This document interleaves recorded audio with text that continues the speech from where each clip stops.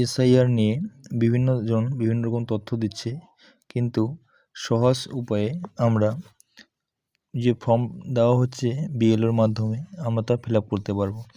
যাদের 2002 সালে লিস্টে নাম নেই, বাবা বা মায়ের বা অন্য কারো ডকুমেন্টস দিয়ে ফর্ম ফিল আপ করছেন, তারা খুব সহজেই এই ফর্মটা দেখলে বুঝতে পারবেন। প্রথমে যে ঘরটা জন্ম তারিখ, নিজের যে জন্ম তারিখ ভোটার আইডি কার্ডে রয়েছে সেটা এখানে দেবেন, এখানে কমপ্লিট করবেন। তারপরে নিচে আধার নাম্বার দেওয়া আছে, আধার নাম্বারটা দেবেন, 4টা করে 3 জায়গায় লিখবেন, তাহলে দেখতে সুবিধা হবে। তার নিচে দেওয়া আছে মোবাইল নাম্বার, নিজের মোবাইল নাম্বারটা দিতে হবে। তার নিচে দেওয়া আছে পিতার নাম বা অভিভাবকের নাম যেটা নিজের বাবার নাম লিখবেন এখানে। তার নিচে যদি উনি বেঁচে থাকে, অনেকে এখানে প্রবলেম করছে, যদি উনি বেঁচে থাকে তাহলে ওনার ভোটার আইডি কার্ড বা এপিক নাম্বার দিতে হবে। এপিক নাম্বার অনেকে বুঝতে পারছেন না, অর্থাৎ ভোটার আইডি কার্ডটাই এপিক নাম্বার। এখানে নিজের বাবার যে এপিক নাম্বার, যার নাম উপরে লিখেছেন তার নামটা এখানে, নাম্বারটা এখানে দিতে হবে। তার নিচে মায়ের নাম দেবেন, মায়ের নাম এখানে বসাবেন। ইংরেজিতেও লিখতে পারেন, বাংলা লিখতে পারেন, কিন্তু ইংরেজিতে লিখলে স্পেলিং খুব কম ভুল হওয়ার চান্স থাকে। এবং বিএলও সাহেব যারা এটা মোবাইল অ্যাপের মাধ্যমে পাঠাবে তাদেরও সুবিধা হবে। মা যদি বেঁচে থাকে তাহলে মায়ের ভোটার আইডি কার্ড এখানে দেবেন। তার নিচে যদি বিয়ে করে থাকেন, বিবাহিত হন, তাহলে স্ত্রীর নাম, এবং যদি মেয়ে হয়ে থাকে তাহলে বাবার নাম মানে স্বামীর নাম এখানে বসাবেন।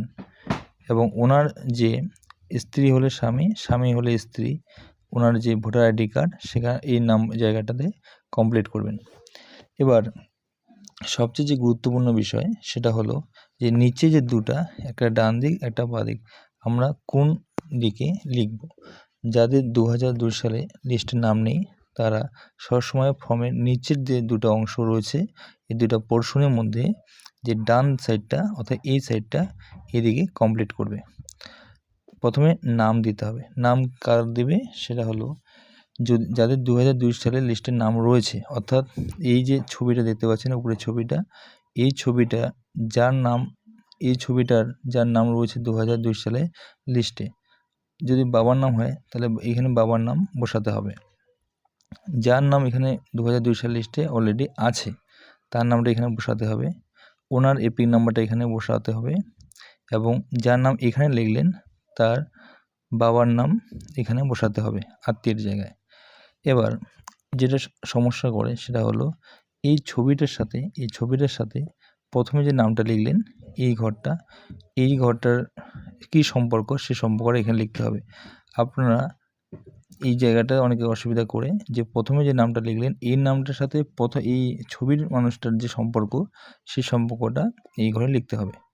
তার নিচে জেলা দেখে লিখবেন, রাজ্যের নাম, বিধানসভা যে ক্ষেত্রের নাম, যে 2002 সাল লিস্টে যে আছে সেখানে দেওয়া থাকে, উপরে বাঁদিকে কর্নারে দেওয়া থাকে, এবং ওখানে তার আগে একটা ক্ষেত্রের নম্বর দেওয়া থাকে, অংশ নম্বর দেওয়া থাকে।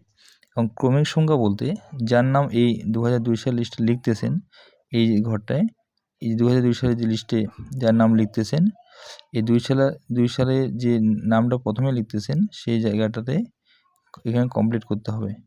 অর্থাৎ আমরা যদি দেখি এখানে যে 2002 সালে যে নামটা এখানে প্রথমে লিখেছেন, ওনার যে ক্রমিক সংখ্যাটা আছে, ক্রমিক সংখ্যা কত, সিরিয়াল নাম্বার কত, সেই সিরিয়াল নাম্বারটা এখানে বসাতে হবে। তারপর যদি সই করতে পারেন তাহলে এই জায়গায় নিজে সই করবেন, করার পর ছবিটা মানে কালার ফটো এই জায়গাটা সেট করতে হবে। এটা কমপ্লিট করে বিএলও সাহেবকে দিবেন, জমা দিবেন 2 কপি।